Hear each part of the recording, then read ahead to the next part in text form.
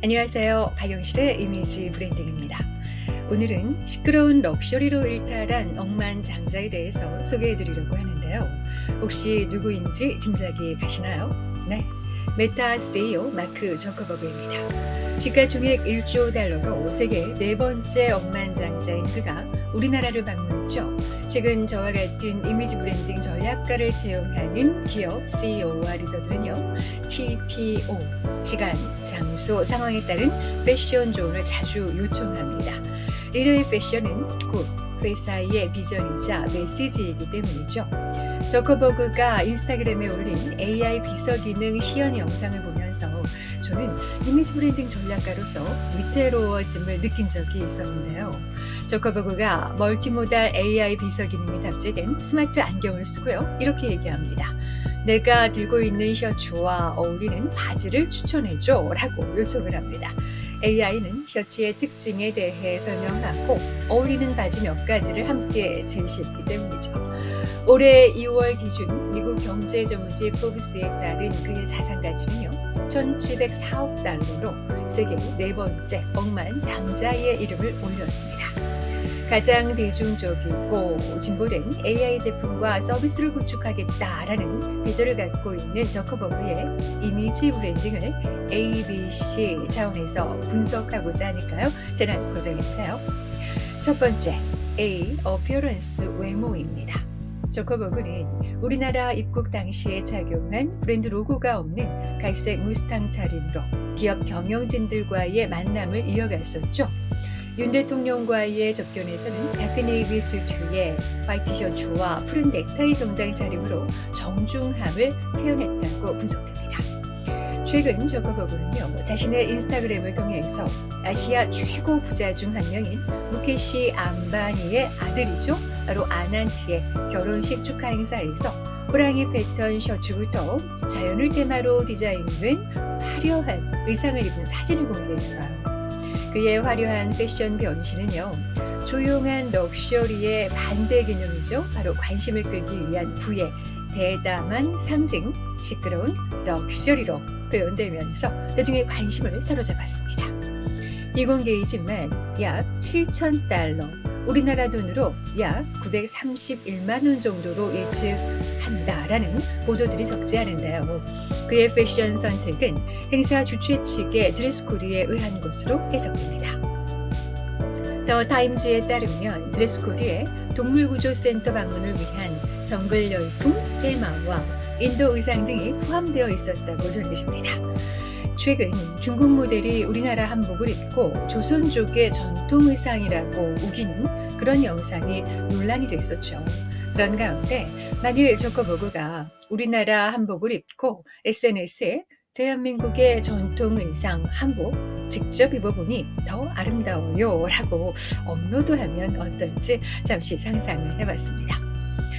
단벌 회색 티로 지루한 럭셔리 고수하던 저커버그의 패션 철학은 뭘까요?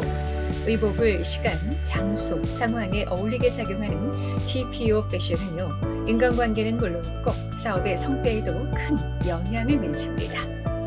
기업 최고 경영자 등 리더들의 경우에는요. 그 중요성이 매우 큰데요. 패션을 통해서 기업의 가치관이나 전략까지 엿볼 수 있습니다. 그렇기 때문에 패션은 강력한 전략 요소인 거죠. 스티브 잡스의 시그니처 스타일에서 영감을 받았다라고 하는 저커버그는요. 회색 티셔츠와 청바지에 후드 집업이 트레이드 마크라고 할 수 있습니다. 늘 같은 옷을 입는 이유가 무엇일까요? 그는 이렇게 얘기를 했어요. 일상생활에 에너지를 아껴서 자신이 정말 해야 하는 중요한 일에 집중하기 위해서다라고 설명한 바 있습니다. 저커버그의 편안한 옷차림은 브랜드의 창의적인 분위기를 대변해준다라는 평가가 많습니다. 2013년 6월 방한 때는요. 후드티에 청바지 패션을 통해서 수수함을 보였었죠. 그는 2016년 페이스북에 동일한 디자인의 회색 면 티셔츠가 여러 벌 걸려있는 옷장을 소개한 적이 있었습니다. 평범해 보이는 티셔츠지만 최고급 면으로 제작한 고가 브랜드 맞춤 제작 옷으로 알려져 있습니다. 그는 미국 MBC 투데이 쇼의 인터뷰에서요. 이렇게 얘기를 했어요. 나는 매일 똑같은 옷을 입고 있다. 옷장에는 그레이 티셔츠만 20벌 정도 있다라고 말한 바 있습니다. 지나치게 소탈한 그의 차림이 어찌 보면 투자자들의 신뢰를 얻기에는 역부족이라는 평가도 있을 수 있습니다. 하지만 창업 전에 입던 패션 스타일을 CEO로 성공한 이후에도 유지를 하면서 지루한 럭셔리 스타일은요, 그를 상징하는 하나의 패션 장르가 되었다라고 분석이 됩니다. 두 번째는 비헤이비어, 태도입니다. 체구가 크지 않아서猥琐 보일 수 있는 저커버그는요, 윤 대통령과의 악수 태도를 보면 전반적으로 정중하지만 곧게 편 허리가 당당해 보인다고 분석됩니다. 고등학교 시절에 펜싱팀 주장 선수로 활동하기도 했었대요. 저커버그는 브라질 전통 격투기인 주짓수 아마추어 대회에서 금메달을 따기도 했을 만큼 스포츠를 즐기는데요. 집중을 요하는 아침 운동 습관 루틴을 통해서 일의 능률을 올린다고 말한 바 있습니다. 일론 머스크 테슬라 CEO에게 이중 격투기 대결 등을 제안하기도 했었지만 스포츠를 진지하게 생각하지 않는다라고 태도를 지적하기도 했었습니다. 그가 최근 미국 이종 격투기 대회인 UFC에 참석한 사진으로 이슈가 되기도 했죠. 그가 경기장에서 수건 등의 물품을 옮기는 이들을 돕기 위해 손을 내밀었지만 무시당하는 모습이 영상에 찍히면서 밈을 만들어내고 있습니다. 2014년 비즈니스 인사이더에 보도된 내용에 따르면요, 저커버그가 운영 초기에 부실한 계획을 한 부하 직원의 컴퓨터 키보드에 물을 끼얹기도 했었대요. 그런 만큼 예측 풀어 태도를 보였다고 보도한 적도 있습니다. 그런 걸로 봐서 시행착오를 거쳐오는 것으로 분석됩니다. 마지막 세 번째는 C, 커뮤니케이션, 의사소통입니다. 하버드 졸업식 축하연 연설에서 졸업생들에게 이렇게 얘기를 했어요. 축하합니다, 여러분. 여러분은 제가 해내지 못한 것 졸업을 해냈군요. 라는 말로 위트를 보여주었습니다. 청중과 눈맞춤을 하면서 명확한 발음과 적정한 속도로 하는 그의 공식 스피치 발성은요, 테니스공처럼 탄력이 장착되었다라고 분석이 됩니다. 이런 얘기를 했었어요. 제가 비밀 하나 알려드릴게요. 처음부터 아는 사람은 없습니다. 아이디어는 원래 완전하게 떠오르지 않습니다. 오직 실행을 통해서만 명확해질 뿐입니다. 그러니 그냥 시작하기만 하면 됩니다. 라는 말이요. 이 말로 청중의 공감을 끌어낸 저커버그입니다. 하지만 최근에는요, 미국 상원 법사위원회 청문회에서 말할 타이밍을 놓치기도 하고요, 망설이는 모습이 자주 노출되기도 했었습니다. 대형 정보기술 IT 기업의 대처 소울로 온라인에서 성착취 피해를 당한 아동의 가족들에게 일어서서 사과도 했죠.